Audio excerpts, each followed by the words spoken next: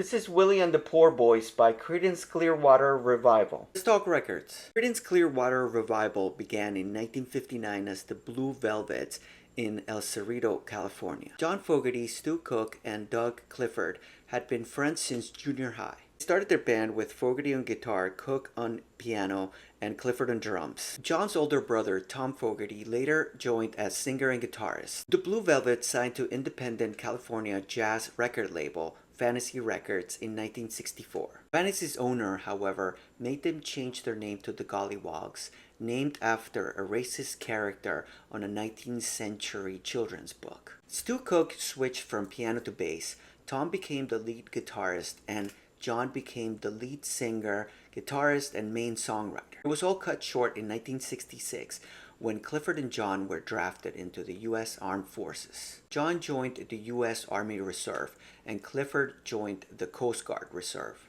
During his Army stint, Fogerty wrote a song called Porterville. When he came back home, he had learned how to play other instruments like piano, harmonica, and saxophone.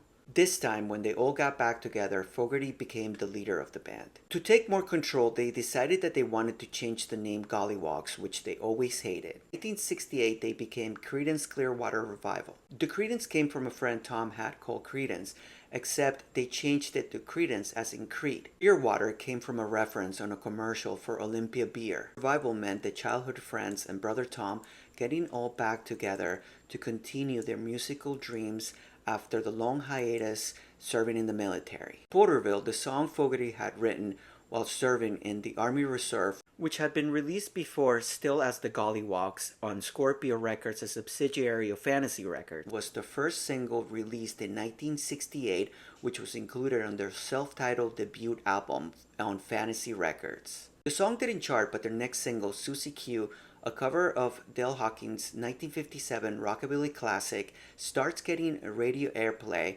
and becomes their first hit, reaching number 11 on the pop singles chart. The album reaches number 52 on the LPs chart. Creedence's second album, Bayou Country, released early in 1969, reaches number 7 on the Billboard Albums chart. Singles on the album, Bad Moon Rising and Proud Mary, the latter extensively covered by many artists, namely Ike and Tina in 1971, both peak at number 2. Green River, released mid-1969, is their third album, and its title track reaches number 2, while the album itself becomes their first number 1 album. Creedence Clearwater Revival's fourth album could have actually been a concept album of sorts. The idea was to become an alter ego band, Willie and the Poor Boys, based on their song Down in the Corner. They dropped this idea but still kept the iconic photograph for the cover. Around this time, because of Fogerty's increasing control of all aspects in the band,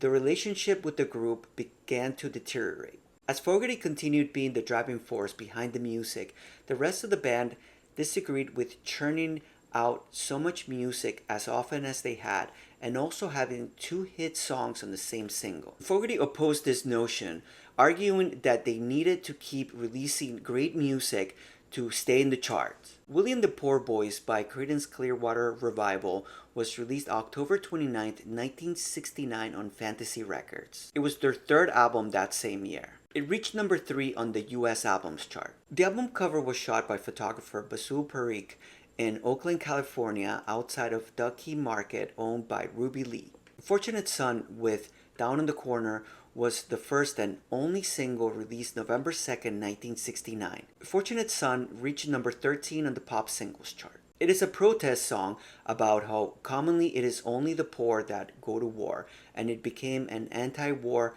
anthem during the Vietnam era. Down in the Corner reached number 3 on the pop singles chart. The album also included retooled versions of Lead Belly's blues classics, Cotton Fields, and Midnight Special. The last song on the album, Effigy, is an anti-Nixon song. Willie and the Poor Boys by Creedence Clearwater Revival has been called CCR's best of a string of incredible music that came out in such short amount of time before they bitterly parted ways in 1972. Rolling Stone magazine ranked the album 392 on the 500 Greatest Albums of All Time list in 2003 and number 309 on their 2012 updated list. It went up to 193 on the 2020 revisited list.